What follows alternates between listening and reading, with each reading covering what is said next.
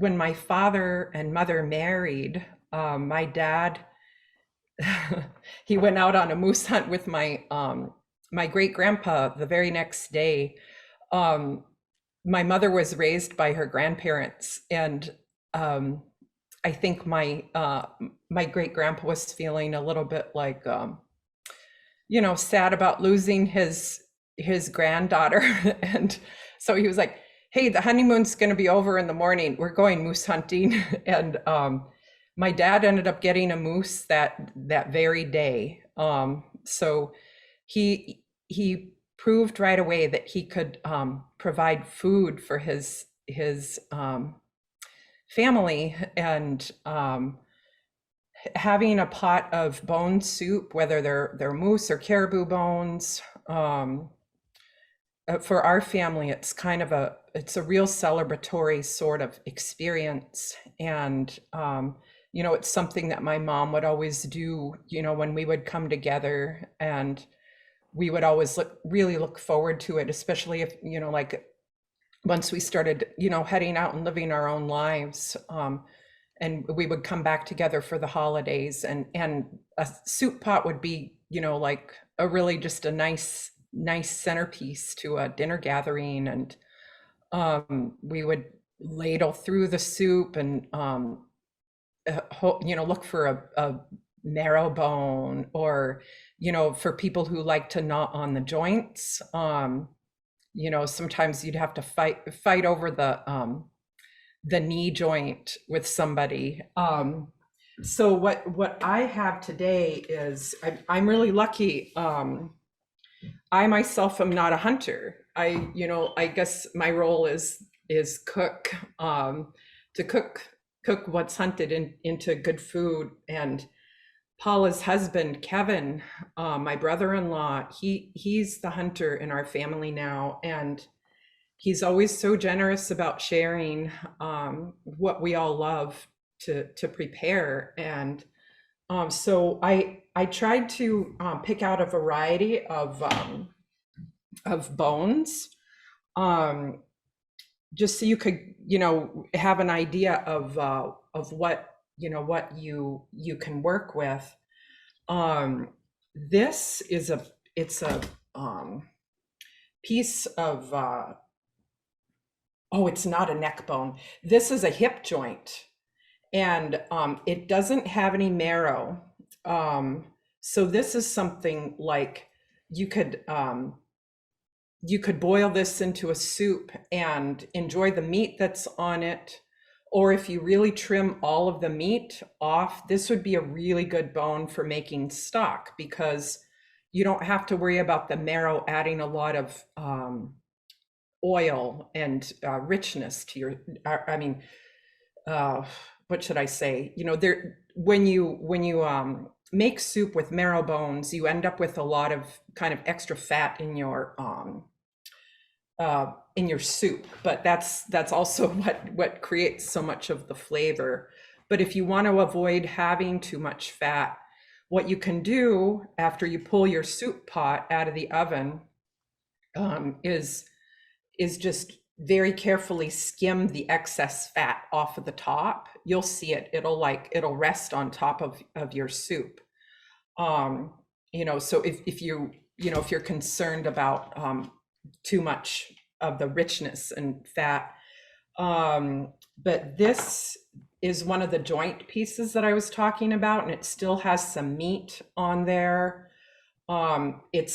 This doesn't quite open into the marrow either, but there are some segments, some shaft segments from the legs here that have some really nice pieces of marrow that open all the way through. So this kind of marrow bone, it's really easy to get the marrow out. You can just push it out, or you can just give it one blow and it'll shoot out if it's fully cooked.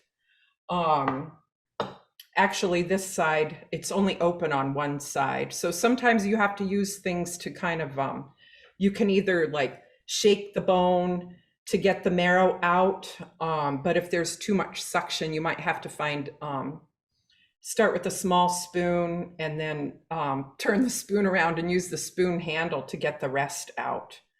But yeah, I'm not saying that the way that I do it is right or the best way, but I sure love eating the soup that my mom makes, or what she used to make for us. And so I try to replicate it as best I can. Um, and and then this, I'm pretty sure this is moose meat too. It's a roast. I already cut some of it off. But one pro tip I will give you is that when you're cubing meat to put in your soup, because oftentimes the bones do get, they get most of the meat trimmed off of them. So, and then for people who don't like to gnaw on the bones, uh, it's nice to cube up some meat. And so the pro tip is to leave it partially frozen. Don't fully thaw it before you cut it, because it makes it way easier to cut if the center is frozen. You can cut really nice, evenly shaped cubes. And because if the meat is too soft, it can be really it's harder to handle. And so try to leave your meat partially frozen. Oh yeah, and when it comes to if you end up having to cut your bones yourself, you can use a hacksaw to do it. It's not going to be fast. It'll take some doing, but it is possible. Yeah, so you would want to use a wider blade. Yeah, and then I don't know enough about the grades or I don't know the see, I you can tell I've never done it because I don't even know how to describe the teeth on the saw. But I think you'd probably have a pretty good idea of what would be best for cutting bones. You can always ask, at the hardware store too. But Kevin is lucky enough that he has a friend who's a butcher, who always helps him process his bones and his meat when he brings it in from the field. And yeah, I'm such a lucky recipient of these gifts. I'm gonna rinse my hands, and then we can start talking about just different materials to use, or different tools. Can I ask a quick question, Melanie? Yeah. You were talking about gnawing on bones, which I'm not like familiar with that as a thing. Is that like because people want to eat the marrow? Is that why people gnaw on bones? Yeah, because the marrow is really good, so you want to like get that out. But any of the the cartilage that may still be on the joint, any of the tendons and the meat that is still attached to the bones, if you cook it long enough and let it soften up enough, all of that stuff, it gets really soft, and you can just take the bone and just gnaw on it. I was gonna surprise you guys with one of those like end of cooking show voila moments, and this is what it will look like when it's done, as I'm putting the pot in the oven.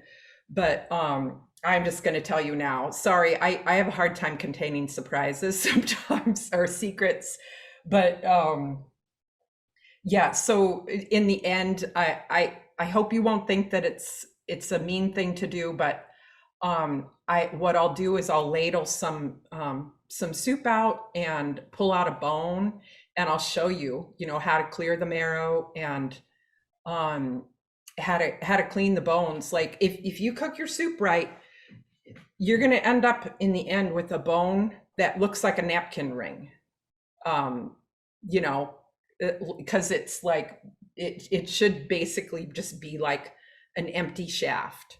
And in Yupik, that's called, the word for it, when you clean a bone so well, you get everything off of it and you eat all of the good stuff next to the bones. That the word for that is pukuk. When you pukuk a bone, it means you cleaned it really good. You like really enjoyed it and got everything off of it. And that's just another way of also honoring the animal and not wasting anything. But it's not just to not waste. It's just really the meat next to the bone. It really is more flavorful than just the chunked up meat. So what in terms of tools, the way that we make this soup is, so this is a Dutch oven. This is the lid that I defrosted the bones in. But if you have a Dutch oven or a pot with a tightly fitting lid, and keep in mind, you want to make sure it's oven safe. You don't want there to be any handles that might melt in the oven. But it's kind of cool. It creates a really nice cooking environment. And the thing that's so great about this recipe is that all the work is done up front, and it doesn't take that long. You just need to cut some vegetables. I like to brown my bones in a pan before I cover them with liquid. Just because once you do cover things in liquid, they take longer to cook. And I feel like it's a good way of kind of giving the meat and bones a little bit of a head start, especially when it comes to setting up the flavor of your soup. You can season it, brown it and season it in the pan before you cover it with your soup liquid. And then you're just off to a good start for establishing your flavor base for your soup. But so this is what I would use for a big gathering, like where you're going to have a lot of people around your table and you want to make sure that there's a bone for everybody. But I'm going to be using a smaller pot tonight. This is like a Le Creuset copy that I got at Walmart when there's still a Walmart in Juneau. It's a nice heavy iron pot with enamel, like Le Creuset kind of, and then it has a nice heavy, good fitting lid, and it's a really good pot for making soup. So yeah, it's possible to do this on a stovetop, but the thing is you have to babysit it a lot more. To make sure that the bottom of your pot isn't burning, or just keep it at a really low heat with the lid on. I find that if you do it in a Dutch oven inside your oven at a pretty low heat, it just requires a lot of babysitting, and basically you don't have to do anything to it until you're ready to pull it out. If you leave it in longer than you expected, sometimes it's good to pull the pot out and just lift the lid and make sure not too much of the liquid has evaporated. Sometimes you have to kind of just add more liquid if you know that it needs more cook time and the liquid has evaporated. But the tight fitting lid should keep too much liquid from evaporating, from not too much liquid evaporating.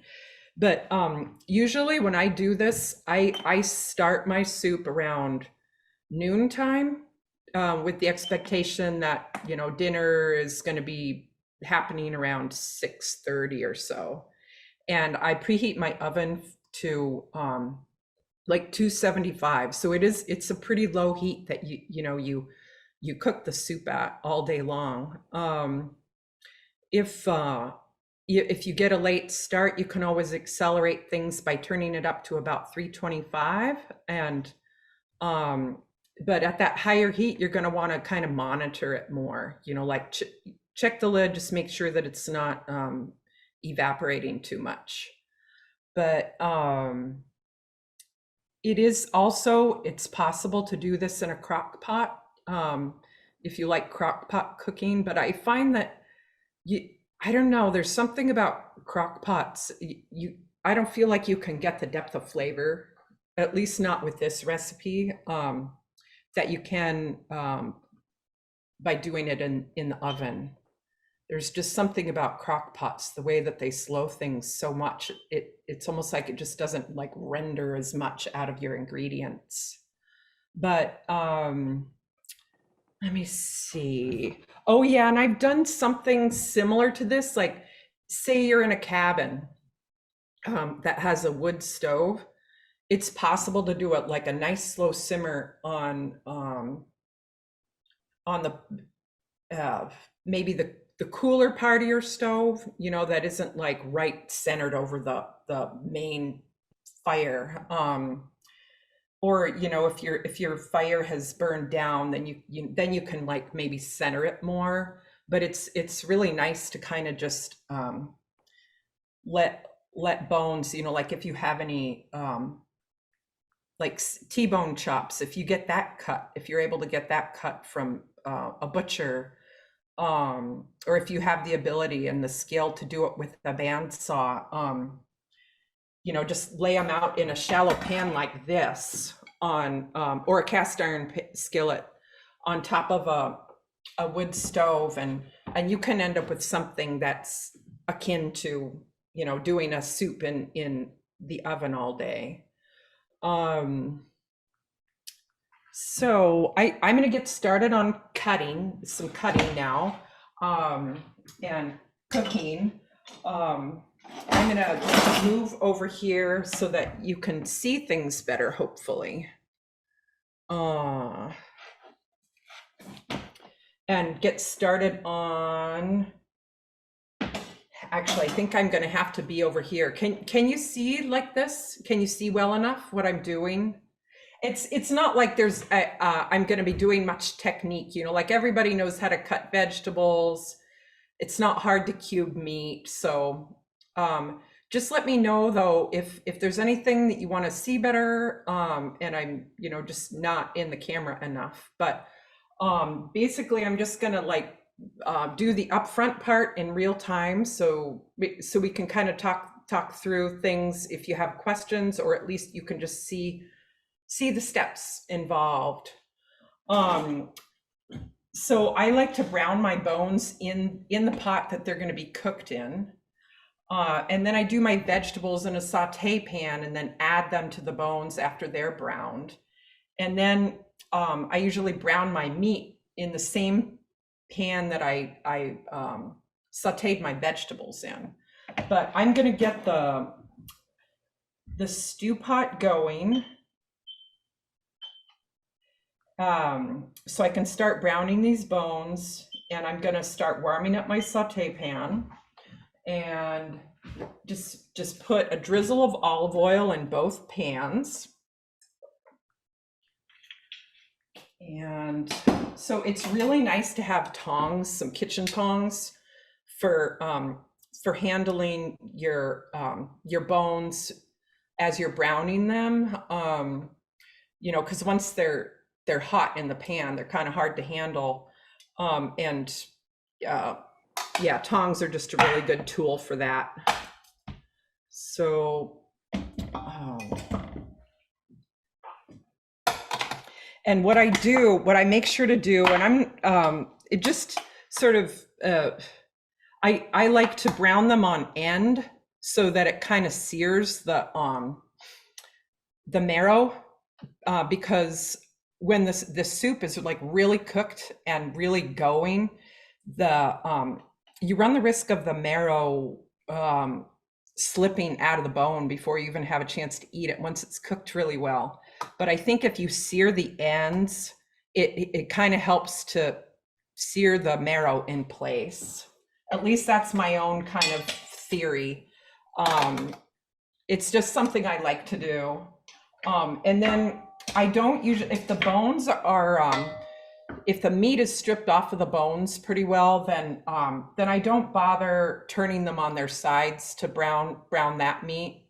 But if there is some meat stuck to the bones, then I like to, you know, turn them on, the bones on each side to, you know, to get each side going. And then I also like to, you know, season the bones while they're in there. Just lightly dust them with, this is basically just, it's kosher salt. It's Morton kosher salt. I really love working with this salt. I think it's kind of, in my opinion, it's the best value in salt. It's just, it's a nice texture. The grain of it is really nice. It tastes good. Tastes a lot better than, you know, just regular Morton table salt, in my opinion. And then, yeah, I like to put a little garlic powder. My mom always hammers that, like, make sure it's powder, not salt. Garlic powder, not salt. And I agree with her. If you get garlic salt, you're just going to be adding salty taste instead of garlic flavor. I mean, not just, of course, you know, you get some garlic flavor in garlic salt too, but it just works, you know. Like, I really I found from experience that my mom's advice is good on that. And onion powder, same thing, powder, not onion salt. So I like to just dust it evenly, and then black pepper. And they're starting to sizzle pretty good. I better get started on my vegetables. I usually start with some onion.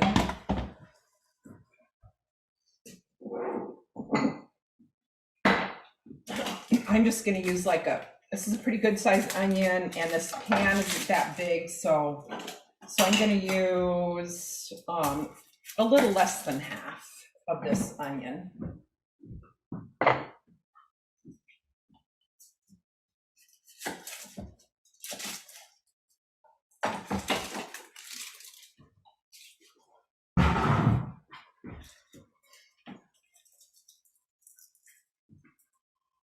I'm gonna turn the leg shafts over and flip this over. And I need to make some room for this big hip piece. I think I kind of overestimated how much room I had in this little pot. It's going to be mostly bones.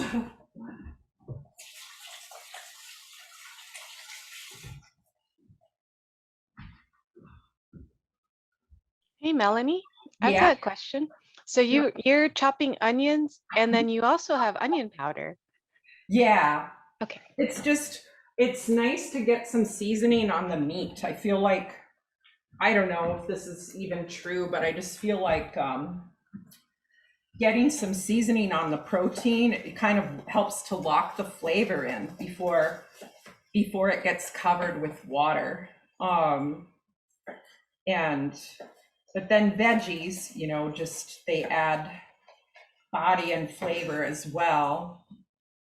So I like using fresh onion too. Fresh garlic is good too. You know, if you've been able to get some of the fresh garlic from the Salt and Soil Marketplace.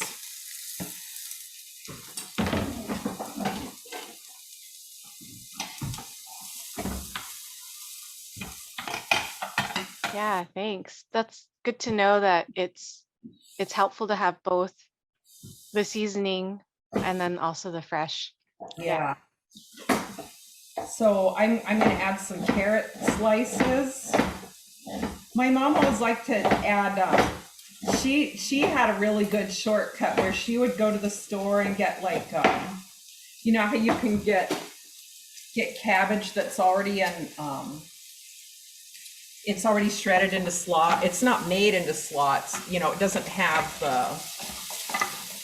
you know, like all the mayo and stuff on it, but it's shredded cabbage with little pieces of shredded carrot. And so that's what she would always just take. So she wouldn't even have to do the cutting, vegetable cutting up front. I think I'm just gonna do part of another carrot because there's, these bones are taking up so much space in this pot.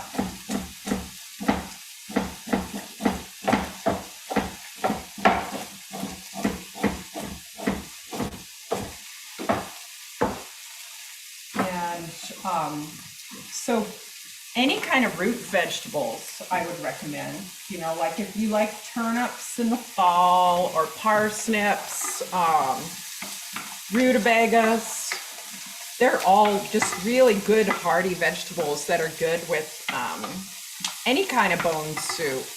You know, like even if you get like say a bone-in leg of lamb or something,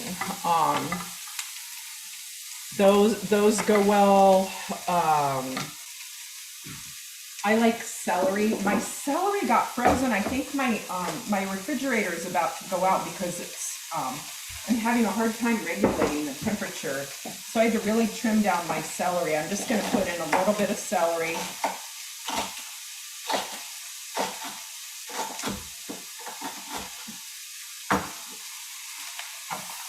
And cabbage is, in my opinion, cabbage is quite nice. And if you cook your soup for a really long time, it's kind of interesting. Like the cabbage will almost dissolve in your soup to where it's like you can't even tell that you put cabbage in it. But it does a really nice thing to the soup. It kind of it's like it adds body or thickness to your soup, and it makes it more slippery. And cabbage is supposed to be really soothing for your, you know, if you have any kind of gastric upset or whatever, it's supposed to be really soothing. And I feel like when you cook it down really well in a soup, it's just a really kind of a pleasant thing, you know, to have in there. So I'm just gonna shred a little bit of cabbage to put in there in the pan.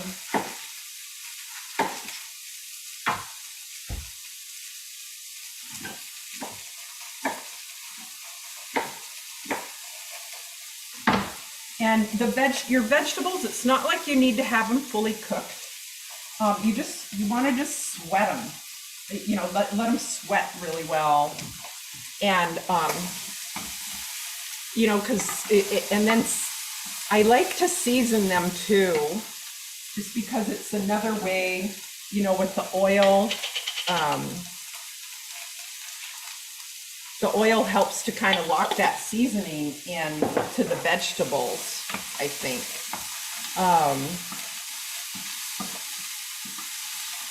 So yeah, they're not even browned really, but you just want to make sure that they've kind of reduced down slightly, and then just add them on top of your bones once your bones are brown. Ooh, I need to season this big piece that I put in.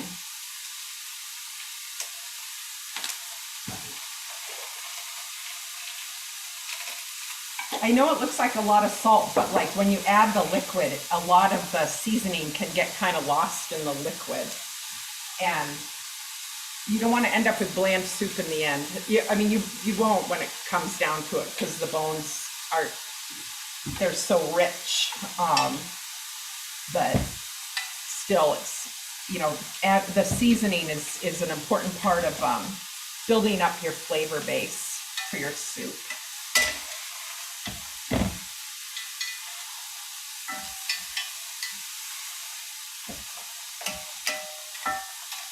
Okay, I am gonna put these veggies on and then get started on the browning the meat.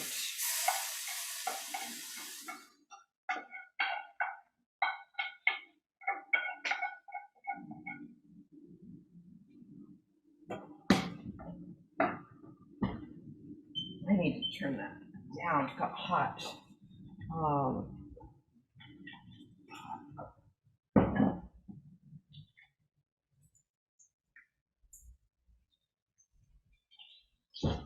okay, so I'm not gonna use all of this. I'm just gonna cut a section off. And then cut it this way, and then lengthwise, and then just, this is gonna be too big if I don't cut it down some more, and then just start cutting cubes. They're like, you know, just kind of random size cubes, not too big, you know, whatever you think would be bite size. When the meat is really, when it's been cooking for a long time, it gets very tender. And that's something I didn't really mention. I'm sure all of you that are in this session tonight already have a good idea of like, that game meat, it cooks differently than cow or other red meats, or other domesticated animals, I guess.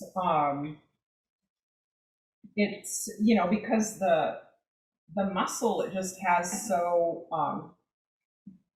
much more conditioning than a you know, than farm raised animals or factory raised animals.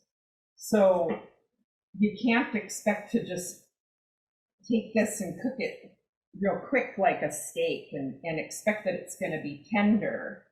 And that's why it's good to just really make sure you have the time to do this. But you know, and I kind of hate to say, oh well, you can just do this up front and then leave because it's safe in a pot in the oven at low heat. But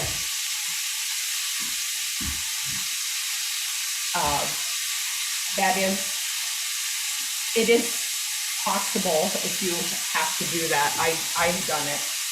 Now I'm going to add some seasoning again to the meat.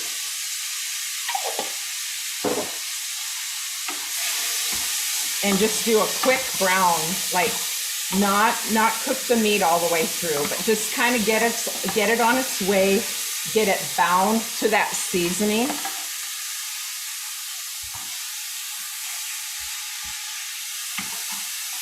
And that's pretty much it. Oh yeah, I guess I should show you.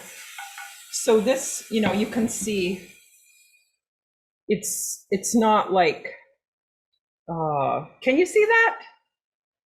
You can see that it's browned, but it's not like, it's not cooked to death.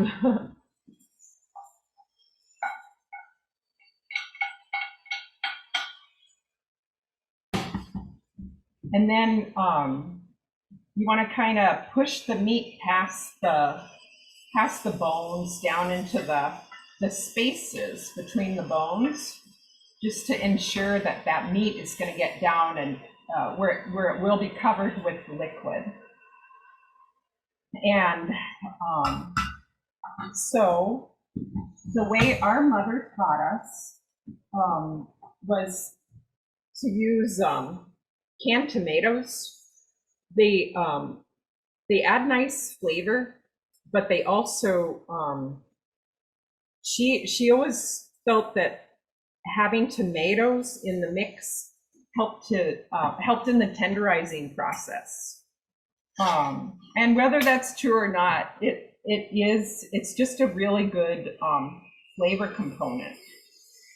And so this pot is so full of bones that there isn't going to be a whole lot of liquid.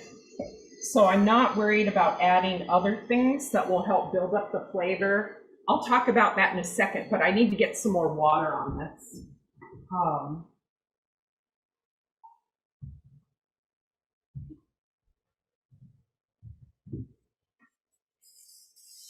So I just rinse the can with water and, you know, pour it in so I can get all of that tomato out of the can. And then I just keep adding water or whatever liquid until till the bones are covered. And you want to leave a little bit of margin so that your soup doesn't overflow in the oven.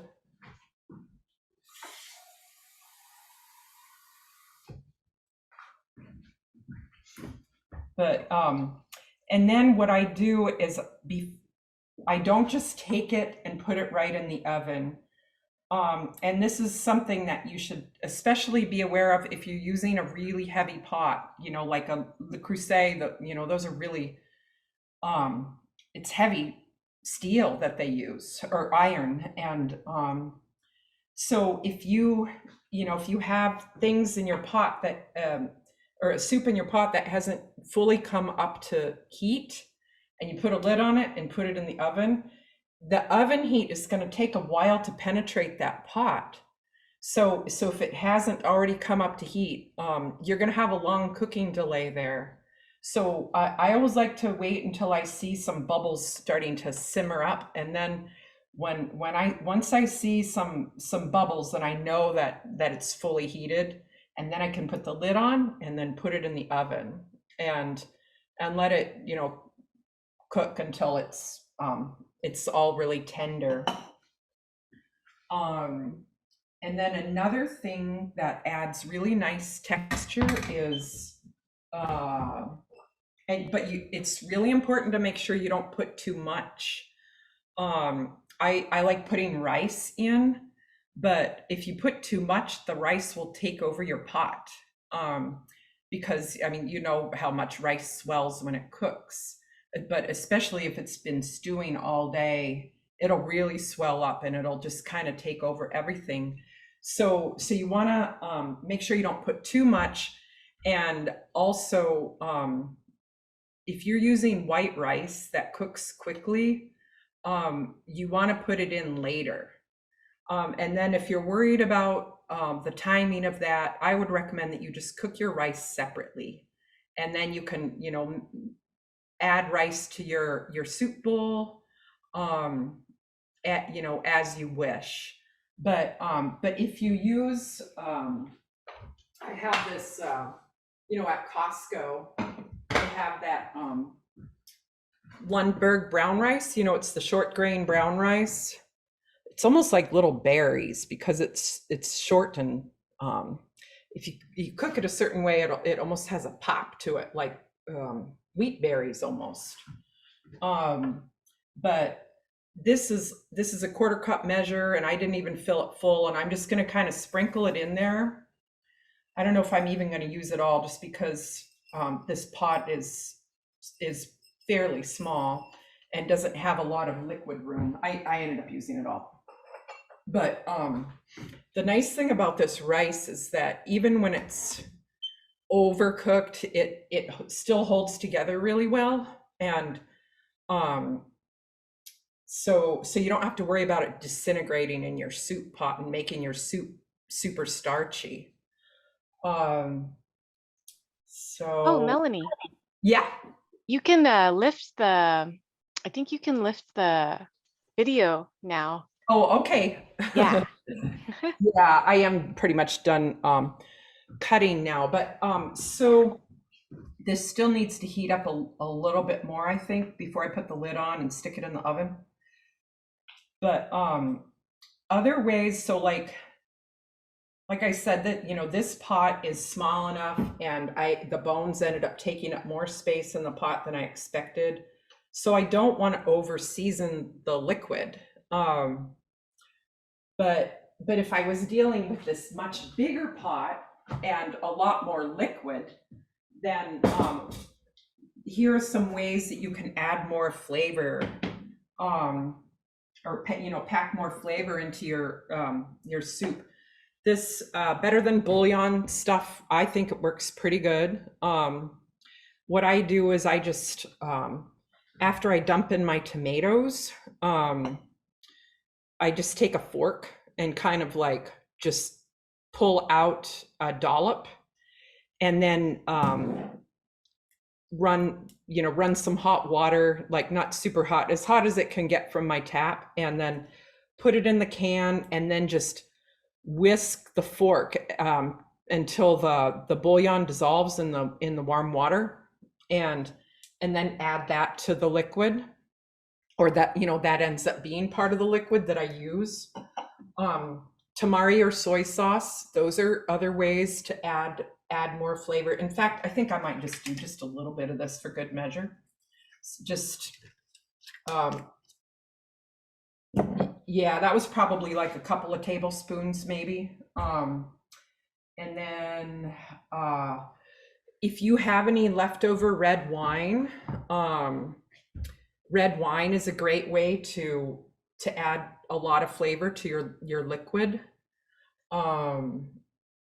And it just, the way that red wine boils down into the bones, it's nice, and then of course red wine is a good complement to this soup too, good pairing. What else? Oh yeah, like just a couple of shakes of Lea & Perrins, or if you like something similar, like another sort of steak sauce or Worcestershire, those could be good things to add. I think those are like the flavor things that I know my mom has used, and Kevin, my brother-in-law, who provided this amazing food to make this soup with. When he makes ribs by doing that, like by adding all those flavor components to the soup liquid. He does kind of like something very similar to this, but just for ribs, and his ribs always turn out so good. They just like, the meat just kind of slips off of the bone and kind of falls apart after he's cooked it all day. Yeah, and so another thing to keep in mind too is that, like, if you want to focus more on just doing stock, like I mentioned before, it's good to choose bones that don't have the marrow side. Like you can use, I know a lot of people, there's a strong tradition in the interior of Dene people using, moose is a big food staple in the interior, and well, all over Alaska, but I know some Dene people, it's a big deal to make like moose neck soup, with the neck bones. And just boil that down into a really healthy broth. It was really nice. I had to go up to Anchorage and a few years ago for some meetings, and I ended up getting sick. And a friend of mine from she's Kayakan Athabaskan, and she was like, "Oh, I just made some neck bone soup. I'll bring you some." So she like delivered me some neck bone soup to my hotel, and it was really soothing for my cold. But I'm starting to see some bubbles here. Let me see if I can hold my my computer up where you can see this. So that's kind of what it looks like before it goes in. And I'm gonna put the lid on, stick it, and trade it out for the pot that has been cooking. It should be done.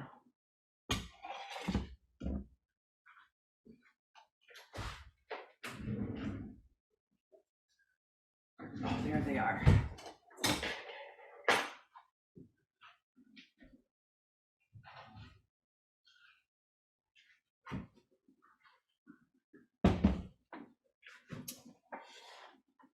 Oh, it's a heavy pot.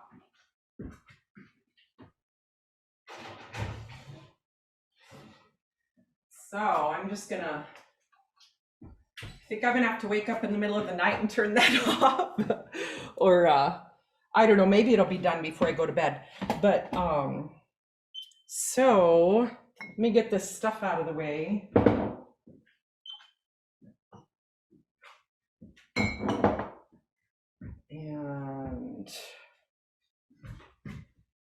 See, I used my little love pot for you guys.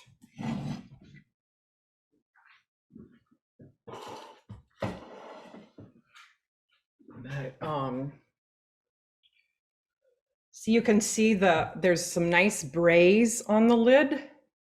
That's always a good sign, you know, when it reduces down enough so that it's evaporating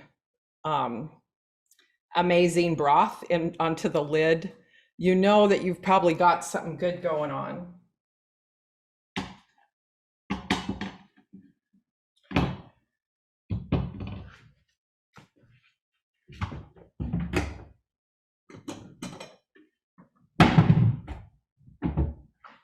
And okay, let's see. My ladle is too big for that little pot, I think. I'm just gonna rinse these tongs off and pull a bone out.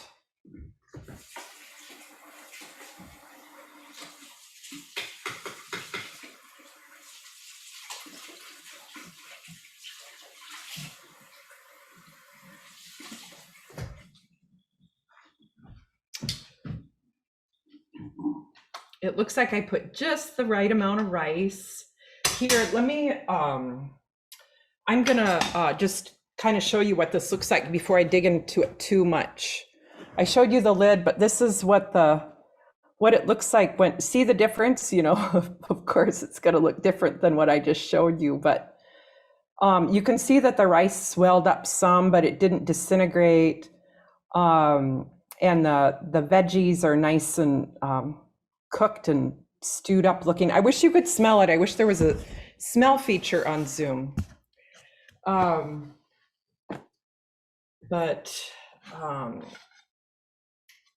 Okay, so here's a marrow bone. It's a shaft piece where the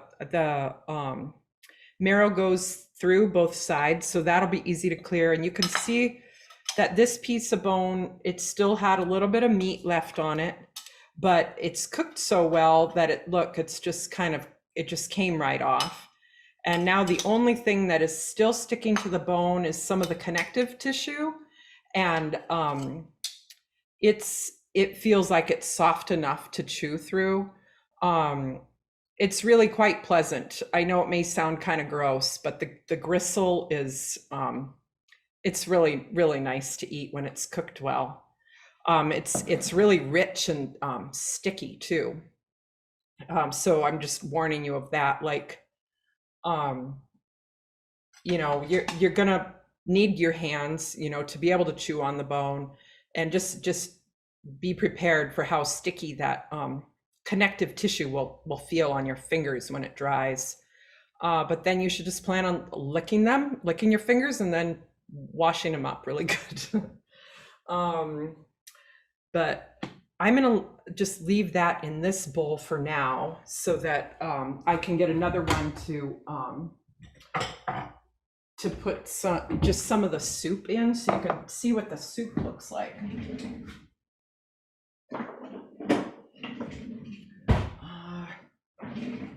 Actually, maybe my ladle will work now that I took that bone out.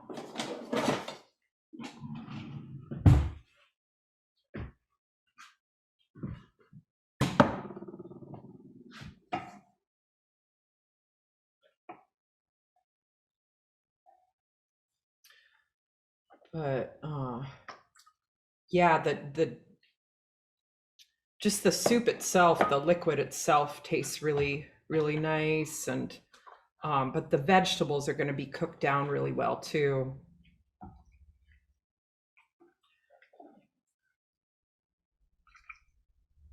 And I'll grab some of the meat pieces too, just so this is kind of what you can expect the soup itself to look like. You'll see some, you know, can you see like kind of there's some oil droplets, and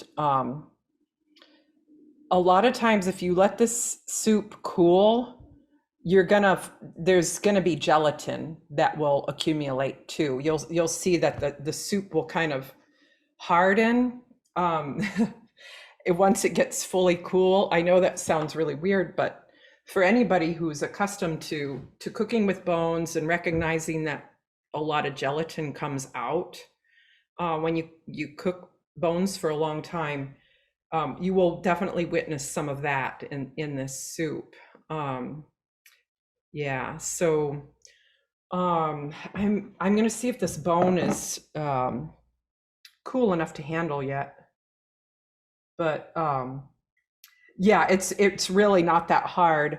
I hope this won't weird you out, but I'm just gonna like I said, you can push it through, but you can also blow it out if you need to, or you know, that it's easier, and usually you get it all that way. So this is a piece of the connective tissue too. Sorry, I just got distracted because I saw it dangling off and I was like, oh my God, that looks so good. Yeah, it's nice and tender. But I'm gonna take the marrow out now.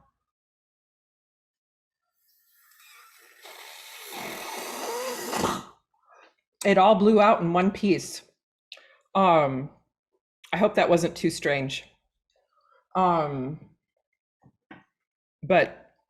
the marrow it's really nice to eat. Like you can spread it on toast or just eat it plain. Wow, this looks kind of funky.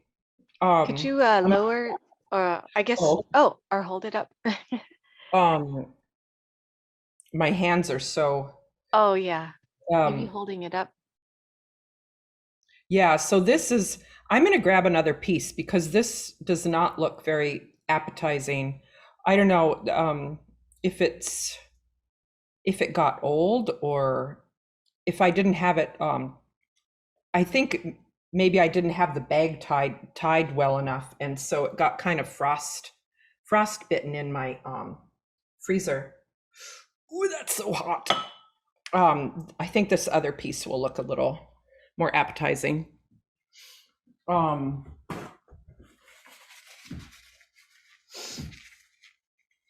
But the meat, I want to see how tender the meat ended up getting. You guys should just come over and get some. The folks that are in Juneau. I was just thinking that. I was like, why aren't we in your kitchen right now? I know, Christine, I'll make you a, if you want to come over with a container, I'll give you some. Yeah, the meat turned out nice and tender. Oh wow, that I didn't even have to blow that piece out. It just fell right out. But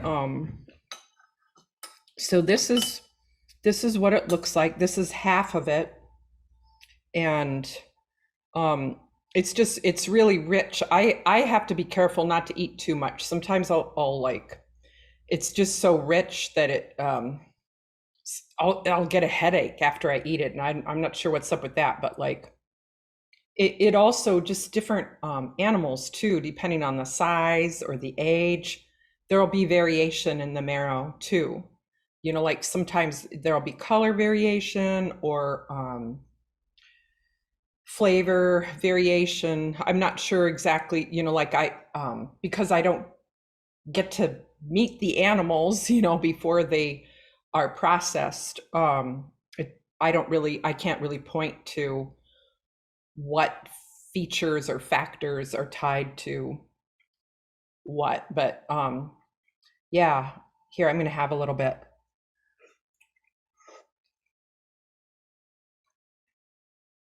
That's really nice. Paula and I used to fight over the so the Yupik word for the marrow is batak. It almost sounds like, but I always thought it was a funny word because to me it sounded like buttocks, you know, like your butt muscles. But it's, I'm pretty sure that the way that you spell it is Pitak, batak. The P in Yupik sounds like B, or yeah, that's right.